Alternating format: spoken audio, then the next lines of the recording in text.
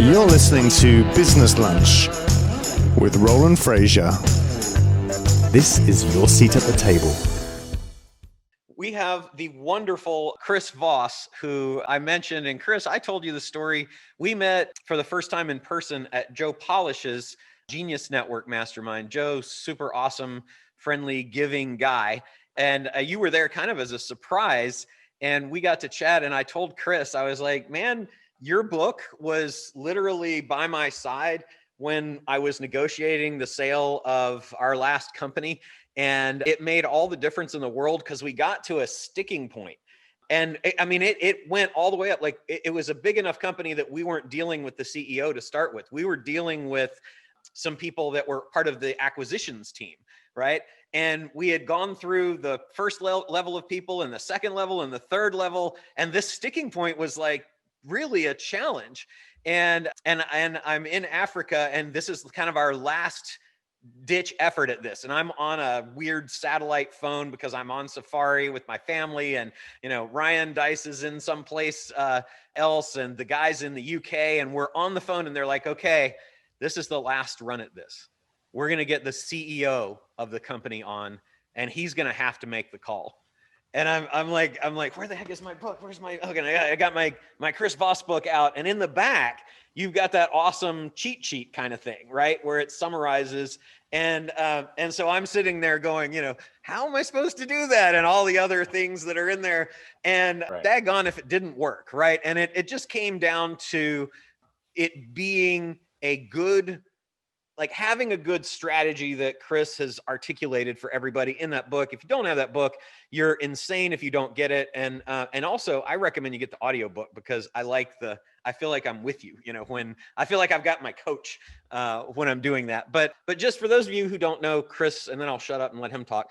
I'm just excited because you guys have no idea how much value he brings. But Chris, I'll let you tell, the little quick story about yourself. I know you were FBI negotiator. You did all these deals, and the stories in that book are just insane. And you're negotiating literally life and death. And I love one of your things was like, you can't say, send out half the people. Like, that's not splitting the difference. We'll just send out half the people. Or, what shoes should I wear? I'll just wear, my left foot, I'll wear this one, and the right foot, I'll wear the other one, I'm deciding. But will you give us a quick blurb about yourself? And then I want to talk about some specific things that you're doing now and learnings you've had during this time. Yeah, I was an FBI hostage negotiator. I was FBI's lead international kidnapping negotiator. And we had one situation that didn't turn out the way that I wanted it to. I talk about it in the book. And when we decided we did everything we knew how to do and it wasn't enough, I said, well, we just got to do better. So I negotiated my way into Harvard Law School's negotiation course, great people up there. And their fundamental understanding of empathy was the same as ours. Empathy is not agreement. It's not at all. You don't even have to like the other side to be able to exercise empathy with them. And I said, wow, you guys think about this the same way we do. And so I went through their course and as a student and then as an instructor, and they said, you're doing the same stuff we're doing. The stakes are different, but the dynamics are the same. And that's really when I started to bring it out, with my son, Brandon. He and I brought this stuff out into the business world, and, Never Split the Difference has done really well. And we get to meet cool people like you. And, we met Pedro, and we get to meet cool people. Yeah, as a matter of fact, just so you guys all know that we all do this stuff, you and I were talking about a challenge that you're either about to do or have done, I know, just a few weeks ago, right? Yeah, we're gonna do it. I mean, it just makes too much sense. Yeah, that's really cool. So what have you seen? You and I were talking earlier this morning about this, but what have you seen that is kind of, I guess, just in case somebody hasn't read your book, would you talk a little bit about how am I supposed to do that thing, and then go into the nuances of what you've learned and how you've kind of tweaked that to add additional calibrations since this pandemic has happened? Yeah, sure. How am I supposed to do that is, one of your best answers, we refer to that as a version of no. It's a great skill to use. It's a calibrated question, starts with the word how. And as particularly in a pandemic, because great negotiation is about great collaboration. And how am I supposed to do that? My son Brandon once said, it forces the other side to take a look at you. It's forced empathy. I mean, you use empathy because you want empathy in return. You want someone to demonstrate empathy with you. Yeah. And if someone's really coming on you hard, instead of just saying no or walking away from the table, which a lot of business people do, they get upset. There's a lot of name calling or just withdrawal. When you say to somebody, how am I supposed to do that? And you say it not in an accusatory way, but in a deferential way, because there's great power in deference. It makes them look at you and see you as a human being and see your situation and rethink what they're doing. It's not what their answer is. It's a thought process that you put them through. So that's really the purpose of great negotiation. Hostage negotiation was about, we got a terrorist, we're going to make him collaborate with us, whether he likes it or not. And business negotiation is about great collaboration. Even if the other side sees you as an adversary, the situation you were talking about, you needed to make them look at you in a different way. And that's Right. why you use that skill. Right. And so the thing that you were talking about with respect to the pandemic, the little kind of extra tweak, would you Right. share that? Yeah, so we've evolved it up a little bit. In the old world, if you were, pre-COVID, PC, everybody assumed that when the negotiation was over, their normal life was still continuing. So now in today's environment, nobody knows what is a new normal look like? What's it going to look like in 6 months? It's far more uncertain. So you can use a calibrated question, and now we refer to it as a thought shaping question. Instead of how am I supposed to do that? It's really, how do we work this out so that we both put ourselves in a position to thrive after this is all over? You're putting a different image in somebody's brain with the second half of that question. You're shaping their thoughts into a vision of how do we thrive when this is over? Because it will be over. This too shall pass has been a truism since mankind became civilized. This will pass. So let's put ourselves in a position to collaborate and thrive when this is over. And that's what we've really added into our negotiation approach to help shift people into a more positive mind frame, collaborative mind frame. So I think that's really, really smart. And one of the biggest things, and I see it here in the chat, because I've tried to really be present in the chat, that a lot of us right now are negotiating with ourselves in Right. taking action and overcoming the fear of not knowing what's going on, the fear that the uncertainty that we've got right now. How do you negotiate with yourself how do you negotiate with yourself to get past fear, procrastination, all of that stuff? Yeah, well, the big thing, and I did that yesterday because I had a long drive on a road where I had intermittent cell coverage, which was a good thing because I told a friend of mine, I think it was a sign from God that I should be looking at the countryside as opposed to making phone calls. And but I caught a migraine just before I went, which shifts your mood. Mm-hmm. When I got home and stuff was bothering me, my house is kind of my home base. It makes me feel good to be here. As I'm approaching the door, the negotiation in my head shifted from this is happening to me to for me. Mm. And that's and it was an instant mind shift. This challenge, whatever I'm faced with, whatever is holding me back, whatever is frustrating me, it's either happening to me or for me. Frustration, I hate frustration, or frustrations in education, frustrations in opportunity. There's a number of different ways to package gratitude into your head or the reality of your circumstances. I mean, I've been in the third world. I've been in places where people didn't have running water. I've been places where colleagues were murdered after I left the country because it was so dangerous. Right. I woke up within 10 feet of running water today. I managed to get out of bed and get a drink of water, and I didn't have to change clothes. I didn't have to walk through a village. I didn't have to bring the water back in an urn to my house. I mean, I got it pretty good as it is. And so sometimes just a recalibration, whatever works for you in your brain, because the universe is on our side. Our survival mode is wired so that we don't feel that way, but in point of fact, it is on our side. So what happens when when you're when you're overwhelmed. Like this is a good example. Right now, a lot of us are home. This is 21 things to do, but there's 20 billion, it seems like, because so many people have things going on. And you've got a challenge going on. Do you have a link for that yet? I think that Sandy or somebody shared it in here, but do you know what that is?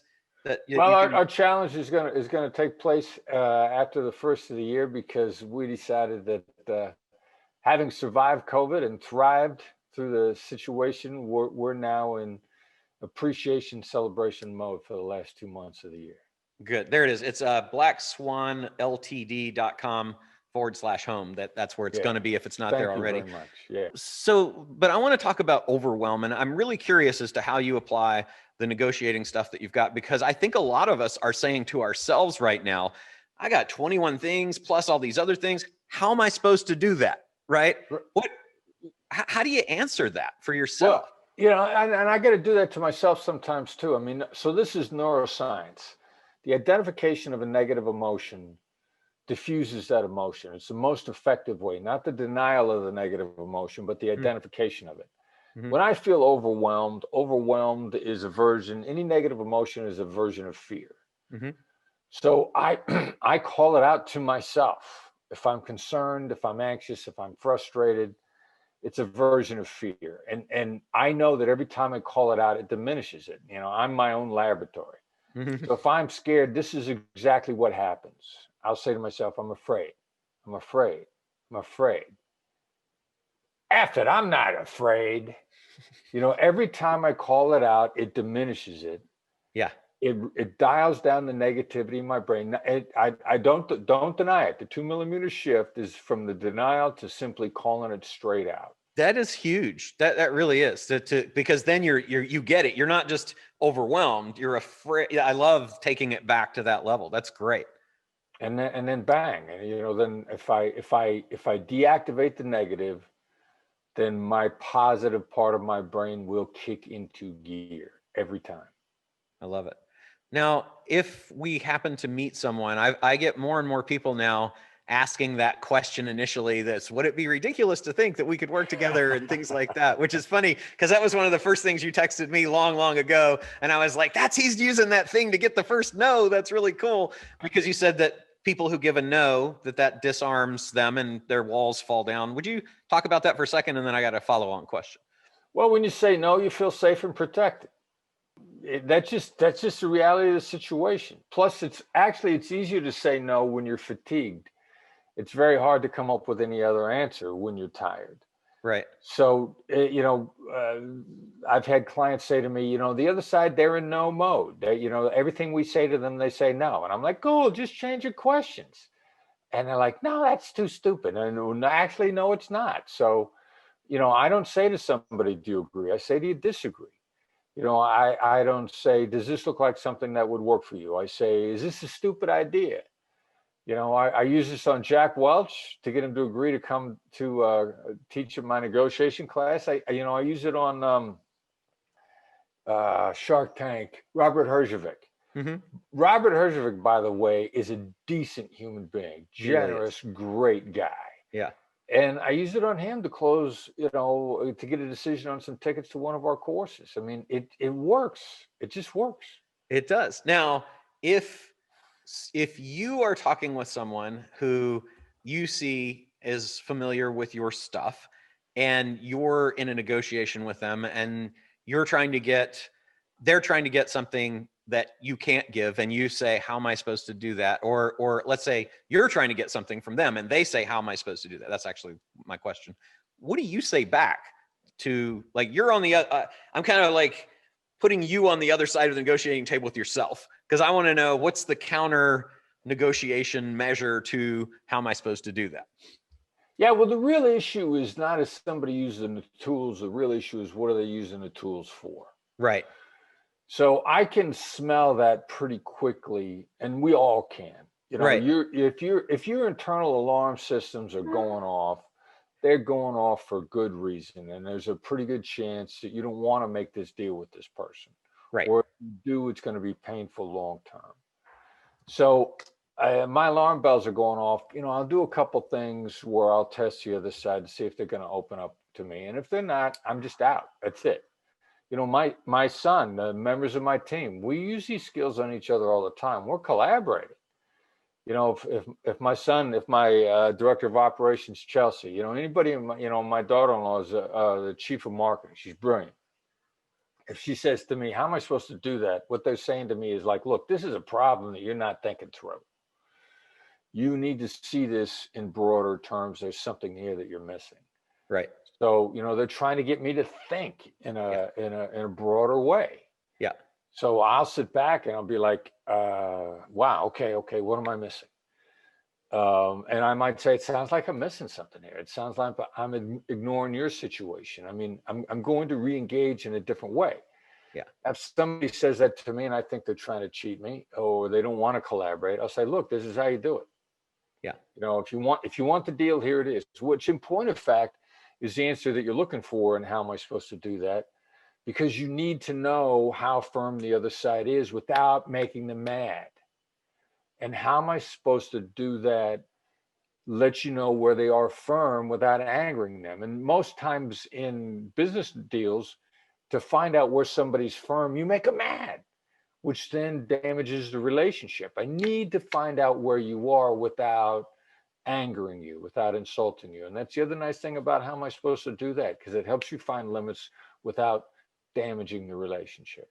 That's one really amazing thing about digging down into beyond the actual tactic of, let's say, that is that it's truly about empathy, and empathy is about, like, to make a great deal, you need to be aware of what's important to the other people. We just made a ridiculous deal that everybody's asking, how did you guys do that? How did you do that? And it's because we knew that what the people wanted. We ask, what's most important to you? And what's most important to them was something completely different than money. Right. And money's not always it. So we were able to get this crazy great deal. It'll be 8 figures of profit to us this year because we knew what they wanted, and they're thrilled.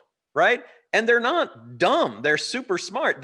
We knew what they wanted, and, you have to step back. So I think that's really great. I want to ask you a question. Bethany Cowan has been so amazing here in coordinating everybody. She should get so much more credit than she does, and we try to give her as much as we possibly can, but she's put all this together. Her dad, Ty Cowan, is a huge fan of yours, Chris. And so we told Bethany that we would, for Ty, number one, if you'd give Ty a shout out, that would be super cool.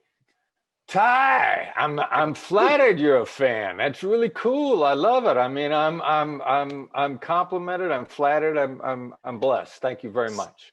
So Ty has a question. He said, how do you influence the decision maker when you're working through a hostile intermediary or third party?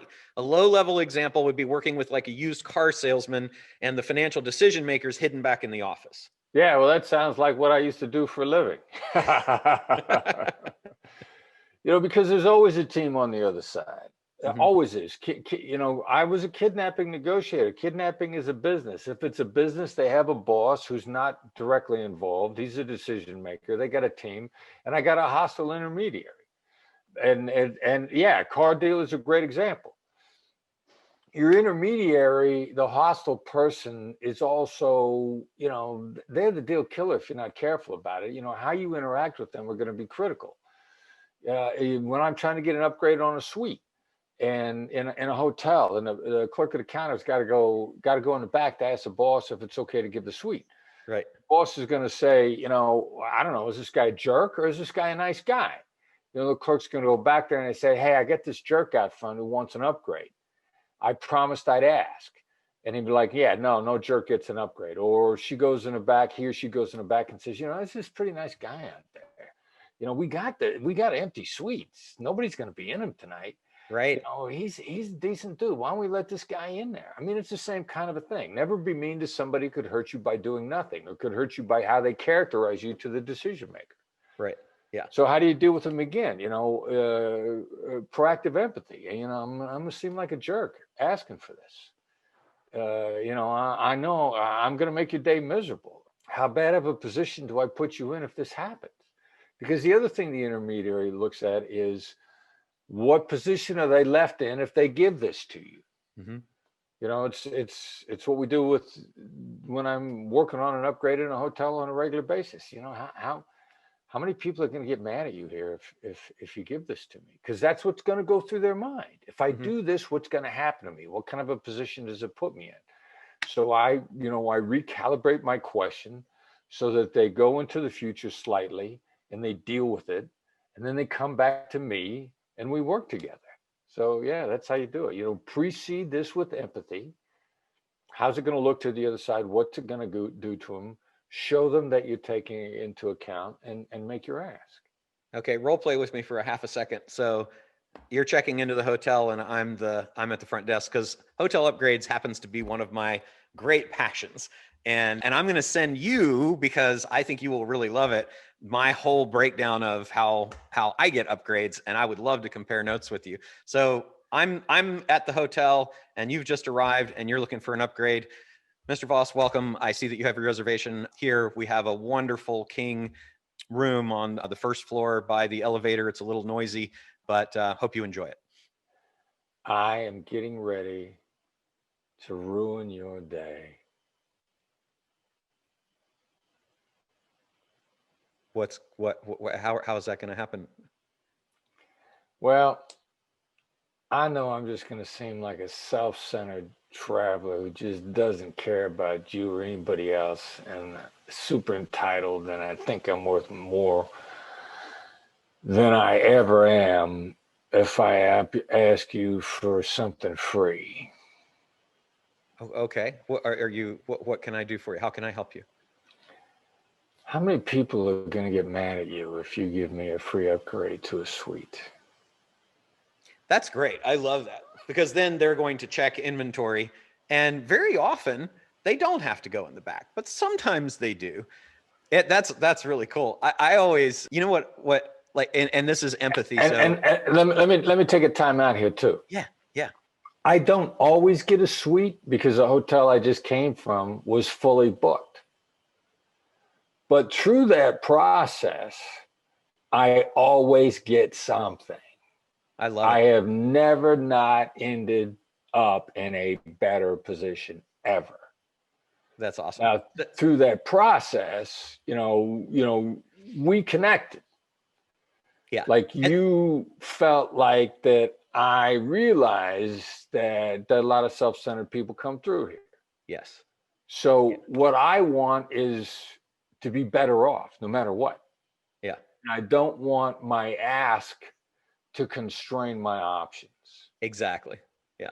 It's funny. I start with the line, because most people will just, when the person in front leaves, they'll just walk up. So I'll go up and I'll wait for them to invite me to come up so that they are on their time. Because a lot of times they'll have something they have to do. And if you're up hovering over them, it makes them feel stressed.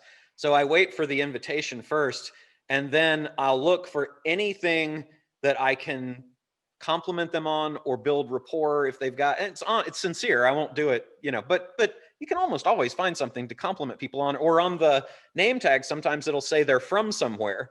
And I'll be, oh, you were from, Saskatchewan. I remember I went up there and were you at the such and such there? And then that starts that rapport building of commonality.